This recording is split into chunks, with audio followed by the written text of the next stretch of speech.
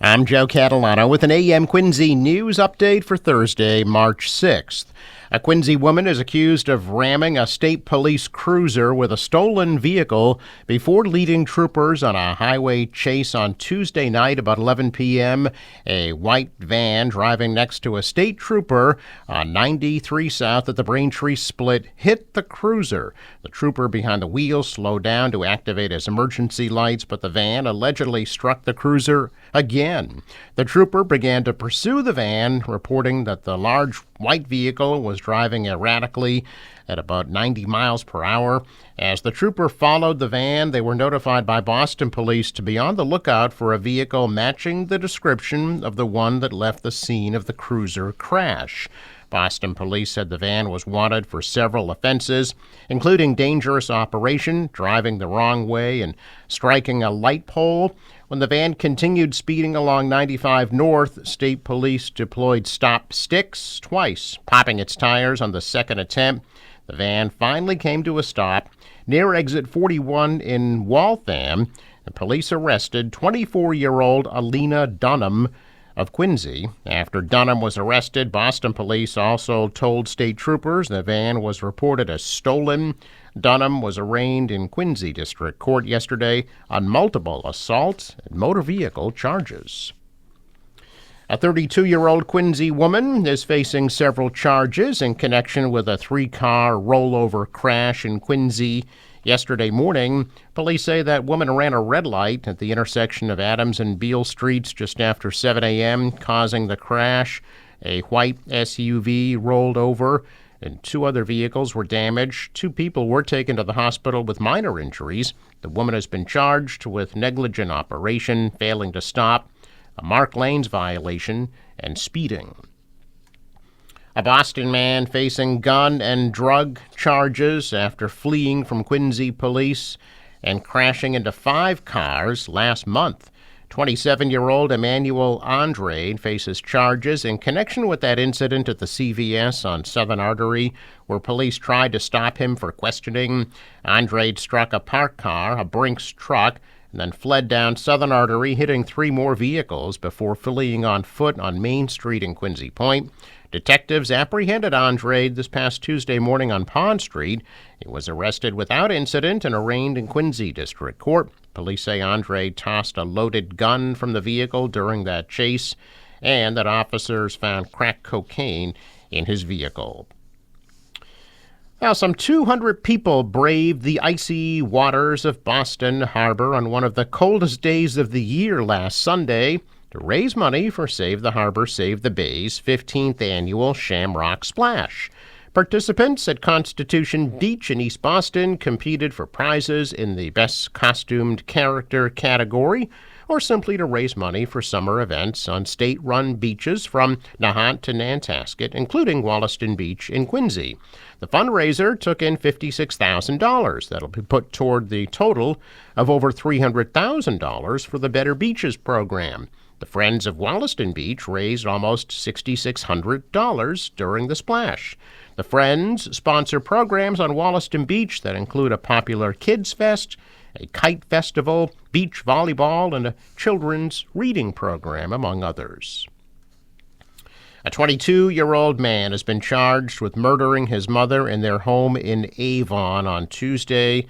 Police identified the victim yesterday morning as Astrid Joseph, and the suspects as her son, Thaddeus Joseph. Both lived in the home where the murder occurred.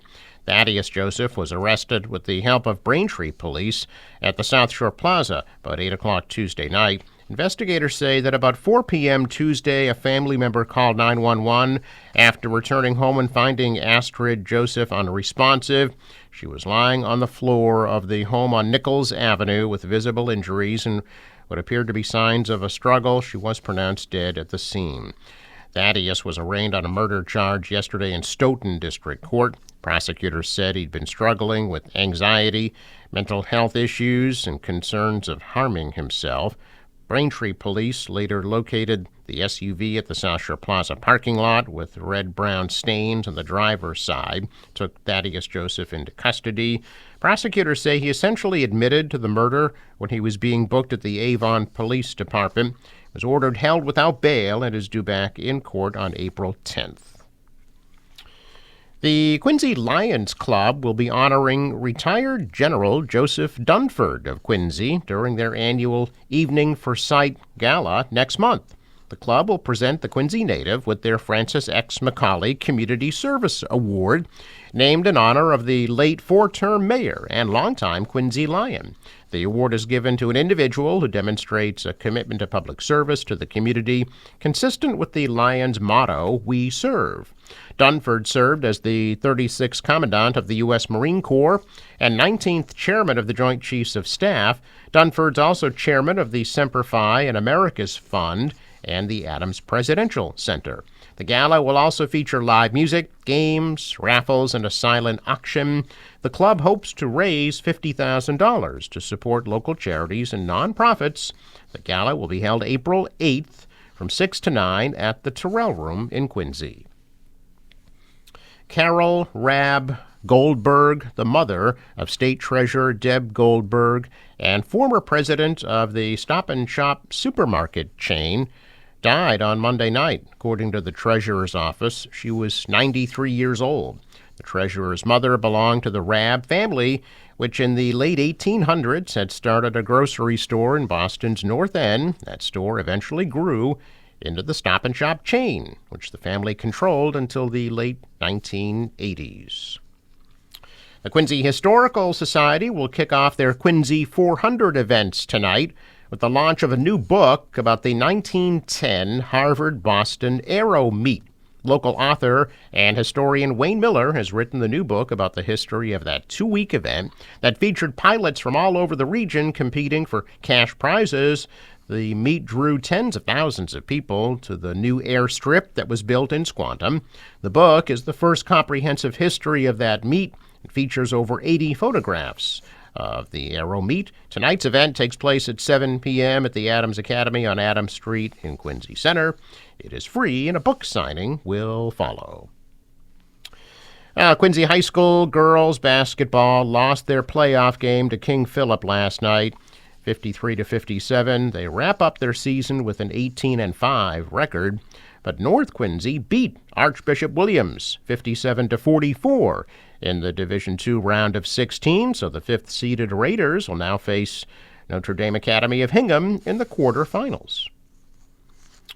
A check of business news. Stocks rebounded. The Dow is up 485 points. The Nasdaq rose 267, and the S&P added 64.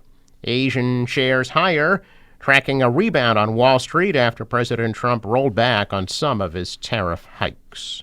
The dollar fell, the euro rose, oil at almost $67 a barrel.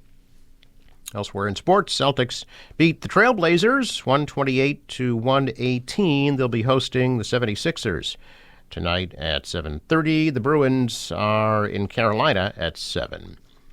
The National Weather Service forecast for today: there is a high wind advisory in effect with a gust of 50 miles per hour throughout the day today, maybe a shower, otherwise cloudy and mild with a high of 58 degrees.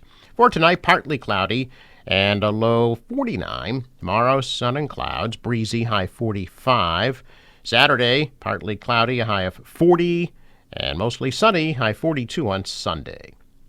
Out on the water, waves about 2 feet. The wind out of the southwest turning southerly and then gusting to 25 knots. High tide at 4:40 this afternoon. Sun rose at 6:10, sets at 5:40. I'm Joe Catalano with an AM Quincy News update for Thursday, March 6th.